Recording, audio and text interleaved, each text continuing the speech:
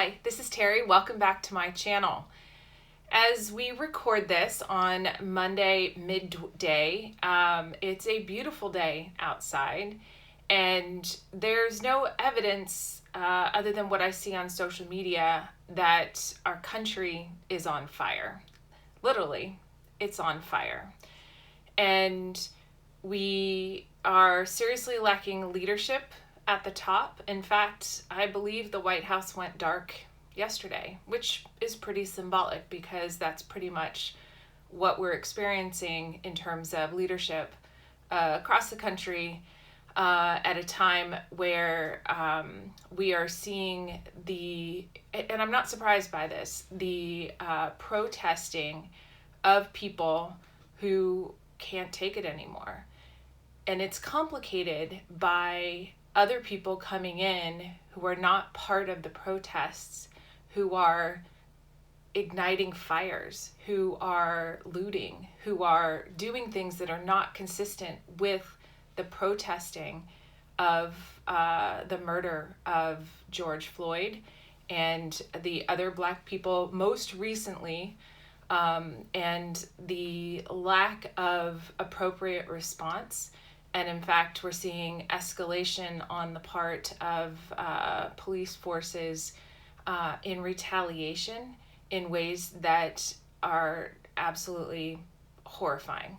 And you know what? It's being supported right at the top. So rather than having a president who's going to unify, who's going to provide us with leadership, we are seeing language that is fomenting even greater divides and greater atrocities. A couple months ago, when I was seeing the response to the COVID-19, and right now we still have a healthcare epidemic and crisis. So we have an economic crisis, we have a healthcare crisis, now we have a systemic and institutional racism crisis, which we've always had, but it's all bubbling up all at the same time. And the response of leadership within our country across many states, when we were seeing that COVID-19 was disproportionately affecting Black and brown people, and all of a sudden it was no longer as big of a problem for some states. And I think I mentioned genocide a couple months ago. I don't know if it was on this channel, but I do know that in conversations, it's like what is happening is essentially genocide. And it's horrifying. And as I mentioned in my Saturday YouTube video, I know that I am privileged by the color of my skin. I'm privileged with my education on so many different levels, and I benefit from the systemic and institutional racism. And I'm no longer at a complete loss as to what to do. I wrote a blog post on Saturday, and I plan to release it, talking about what we can be doing, what I want to be doing, because I don't have all the answers. I am not an expert on this. I am trying to listen. I am trying to amplify voices. I'm trying to do it in a way that is informed and educated, and also pretty much staying in my lane. And my lane is women, my lane is economics, and it goes to my belief that money is power.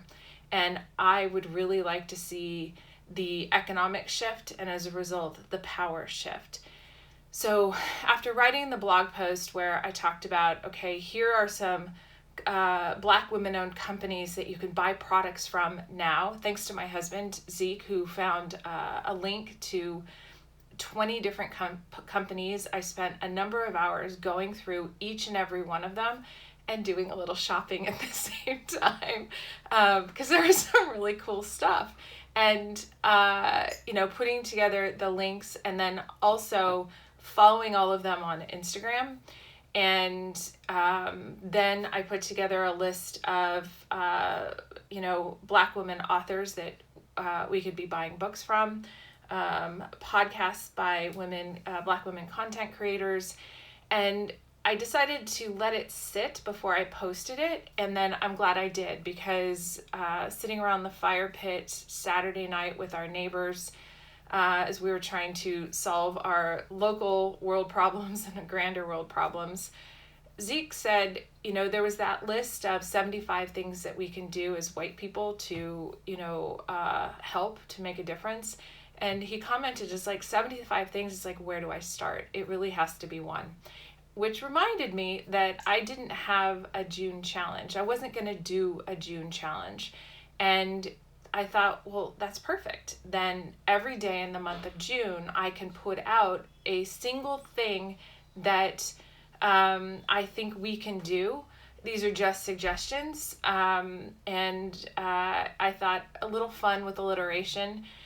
So Mondays are going to be movie Mondays, and I'm recording this on the 1st for the 2nd. So what came out on today was the movie She Did That, and Renee Blewett is the executive producer on it, and she interviewed a series of Black women entrepreneurs, business owners, and a psychiatrist, somebody in the media from Essence, and so put that link out there because I think it's a great movie. I watched it a couple of months ago. I think I shared it out back then. I think it's a really, really great movie. As I was watching the movie back then, I went and followed as many of them as I could on Instagram so that I could have broader perspective and listen to other voices that may not be part of my typical, let's say, echo chamber. And so last night, Zeke and I sat, and I wanted him to watch the movie. So he watched the movie, and he slowed it down so I could make sure to capture as many of the women in it and put their Instagram handles into each of the posts so that all you have to do, if you were on Instagram and following me on Instagram, Terri Hansen Mead, you can look at the post and then just click on it and click follow.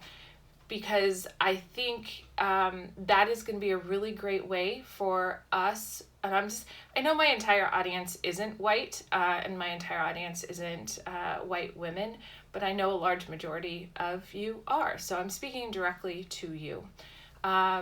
Expand what you're seeing, expand the voices that you're hearing, broaden your perspective, and by following on Instagram or on Twitter or some other social media, I guarantee you are going to start to hear and listen to voices that are not ones that are in your typical circles. And this is really important. As I've talked about before, our society treats white men as the standard or the norm. White women are a standard deviation away from them. Black men or brown men are one standard deviation away. And Black women are 2 standard deviations away. And we need to change that. Just as I talk about women, we make up 51% of the population. And yet product developers, investors, a lot of men think that we are simply boutique. And we are not boutique. And I don't believe that Black women, Black markets, Latinx people markets, we're not boutique. And we need to stop being seen as boutique or as this narrow niche just because we are not white men. So we have the opportunity, and this is what I'm going to challenge you to in the month of June, to vote with our money, vote with our attention, and there was one other thing, and expand our perspectives. And so Mondays are going to be movie Mondays. Tuesday, thank you Zeke with the alliteration, are going to be all about tunes. I'm going to be looking for and showcasing Black women artists, and this is going to go beyond the ones. So Beyonce is not going to be on the list because all of you already know Beyonce. So it's going to be some others. Wednesday, thanks again to Zeke with the alliteration, is Writer Wednesdays. So I'm going to showcase authors and bloggers and people you should be reading. And that reminds me. I'll talk about that when I get to Saturday and Sunday. Thursday's going to be a little bit of a grab bag. I couldn't figure out where some of them would be, so that's going to be kind of a grab bag. Friday's going to be following. This is going to be to help all of us expand our perspective out on social media. So following people who do not necessarily look like us or sound like us. And this brings me to Saturday and Sunday, which are going to be all about shopping and supporting. And this is going to be supporting Black women-owned businesses, Black women-owned entrepreneurs, Black women brands, And I am going to ask you right now, a lot of these, when you go onto their websites, they offer 10 and 15% discounts. Pay full price. We've been discounting a lot of these women all along the way, and I believe that we need to vote with our dollars. And this is not philanthropy. This is paying for products that are good products that we're not necessarily within our normal shopping list or within our normal shopping, our previously typical shopping circles. And so I'm going to be showcasing a number of these so that we can be very intentional about where our money goes. Just as we should be avoiding giving money, voting with our pocketbooks for and against those things that align with our values. So if there are companies that are supporting systemic racism and benefiting from systemic racism, or who are benefiting from systemic misogyny and sexism, we need to avoid giving them our money as much as possible. It's going to take extra work, but I'm hoping that by showcasing a number of different companies over the next couple of Saturdays and Sundays, that you might get exposed to some offerings that you would not have previously seen. Throughout this entire month of June, with this particular challenge, because I see it as part of, I'm calling it Shift Economic Power, so hashtag Shift Economic Power. This is all about economics from a business perspective, and also making sure that those who are producing things or investing in things see that there's actually money to be made.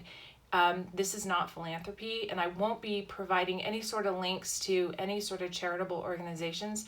There are a lot of other people who are tapping into that right now, and I want to have us as a community focusing on shifting the dollars and voting with our pocketbooks and voting with our attention so that we can create more momentum around seeing that there are opportunities for great other voices and that mainstream isn't just white. There are two more things that I want to talk about. One is the protests, the topic of the protests. Right on Saturday during my video, I said I was not necessarily comfortable going out and protesting in large crowds or sitting in on vigils, given that COVID-19 is disproportionately affecting Black people, and I didn't want to be part of the problem. I don't want to be part of the problem. I am actually examining that to see if it is because I just don't want to get out and protest and I'm using it as an excuse, or if I have a legitimate concern around that. I don't have a great history, I have not protested a lot. My friend Alex Bigger got me out, I think it was just last year, to protest for the first time down at Planned Parenthood, where we protested the protesters. And that was the very first time. I was 49 years old and I did it for the first time. This has not been part of my my MO up until now. And I'm just starting to wonder if this is a big enough issue finally to get me past my discomfort of the logistics, and I don't know exactly what it is, but I'm examining it to find within myself the truthful answer. And if it's not what I'm happy with, I'm going to be working on that as well. And this ties into I'm continuing to educate myself on institutional and structural racism within our country, within our police systems. And I'm not sure a lot of you know, but my husband Zeke used to be a police officer with South San Francisco Police, with the police department in South San Francisco. He left the force about 13 years ago to stay home with our children. So I think he has, and we have, an interesting perspective on it, knowing that not all cops are bad, but we do know that there are problems within certain police departments and agencies, and we've seen some of those firsthand. But so we're kind of balancing all of that. But back to the education, I'm trying to listen. I'm trying to amplify the voices after I do research. I think some of you may have seen Killer Mike speak in, I think it was Atlanta. And my mom and I were talking about that, and I thought it was amazing, and I shared it and out on Facebook. And then I saw a bunch of chatter out on Twitter, and there were some Black people who were saying, yeah, it's nice that, or not nice, but the white people are amplifying this voice, his voice. They don't really know the history here. They need to be doing more research. So I took it down, and I'm continuing to take a look to find out what was behind that. Were those bots? Is it legitimate? And I'm trying to be very, very cautious about what it is that I share, so that I'm not perpetuating things that feel good to me as a white person, but don't necessarily help the Black people who are being negatively impacted and have been negatively impacted. But it's extra work. It's extra work I'm willing to do.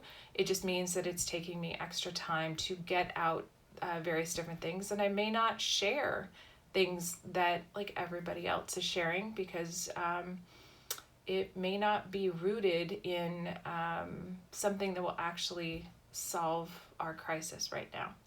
So I'm getting the stink eye from Ray because I'm over. It's not a stink eye. It's just. It's a side eye. So thanks for letting me run a little bit long today.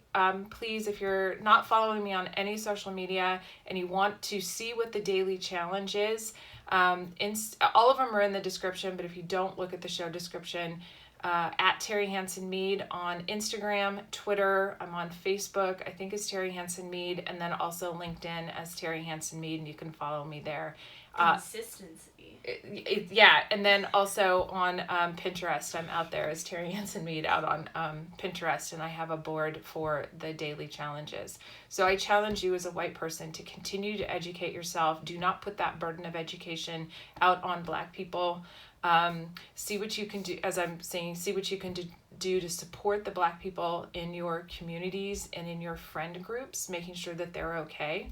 And do one thing, at least one thing every day in order to make this situation better.